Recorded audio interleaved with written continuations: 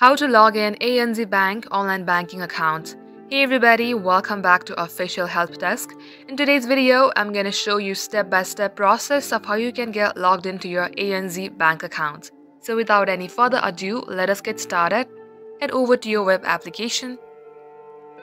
Here at the top search bar, simply type in ANZ Online Banking Login. Once you do so, you will see ANZ's official website on the first search result. Tap onto it.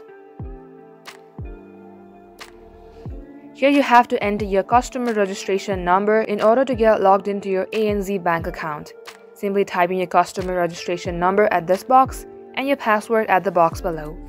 Once you do all that, tap on to log in. In case you have forgotten your login ID or password, tap on Forgot Login Details and get help resetting your account. And in case you don't have an ANZ banking account, you can tap on Register at the bottom of the page and create yourself an account. This is how you can do it.